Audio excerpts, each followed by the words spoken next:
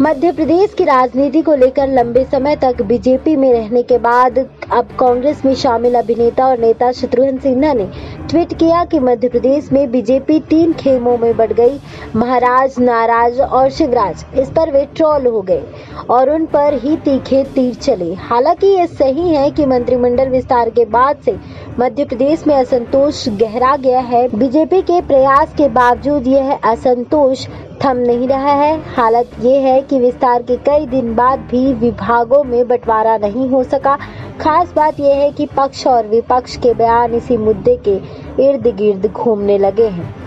रायसेन जिला के विधायक पूर्व मंत्री रामपाल सिंह, जबलपुर के पाटन क्षेत्र के विधायक अजय विश्नोई और इंदौर के रमेश मेंदोला जैसे वरिष्ठ विधायकों में मंत्री न बनाए जाने की नाराजगी अभी तक है। यही वजह है कि कांग्रेस इस मामले को लेकर शिवराज सरकार को घेरने में जुट गई है। बता दें आपको कि जिस दिन मंत्रिमंडल का विस्तार हुआ था, उस दिन पूर्व मुख्यमंत्री उमा भारती ने भी असंतोष जाहिर किया था। जातीय समीकरण बिगड़ने और अपने समर्थकों की अनदेखी की बात उमा ने उठाई थी। सोमवार को उज्जैन में दर्शन करने पहुंची उमा ने सिंधिया समर्थकों पर निशाना साधते हुए यहां तक कह दिया, जो पार्टी में आ गए हैं उन्हें यही कहूंगी कि किसी विभाग को मलाईदार ना समझे। ज्योतिरादित्य सिंधिया के कारण आपकी नैया पार लग गई। हमारे यहाँ सब सेवक होते हैं, यहाँ मलाई नहीं होती।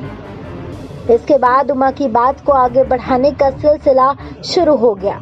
मंत्री बनाए गए वरिष्ठ नेता गोपाल भार्गव ने उमा भारती के बयान का समर्थन करते हुए कहा कि बीजेपी के मंत्री मलाईदार पदों के फेर में नहीं रहते। उन्होंने कहा कि मैंने कभी मलाईदार विभाग नहीं देखे हैं, मुझे नहीं लगता कि विभागों में मलाई होती है। वहीं गृह मंत्री डॉक्टर नरोत्तम मिश्रा ने कांग्रेस पर हमला बोलते हुए कहा कि कांग्रेस छल और कपट की राजनीति करती है। सिंधिया समर्थक शिवराज सरकार के मंत्री तुलसी सिलावट ने कांग्रेस पर प्रहार किया और कहा कि कांग्रेस में व्यक्ति चुनाव लड़ता है, जबकि बीजेपी में संगठन चुनाव लड़ता है। उन्होंने कहा कि मंत्रियों के विभागों का बंटवारा करना मुख्यमंत्री का विशेषाधिकार है, वह समय आने पर बंटवारा कर देंगे। दरअसल ज्योतिरादित्य सिंधिया के बीजेपी में शामिल होने के बाद से वर्चस्व की लड़ाई शुरू हो गई है। इससे इनकार नहीं किया जा सकता कि सिंधिया का खेमा अपने अस्तित्व को लेकर सजग है।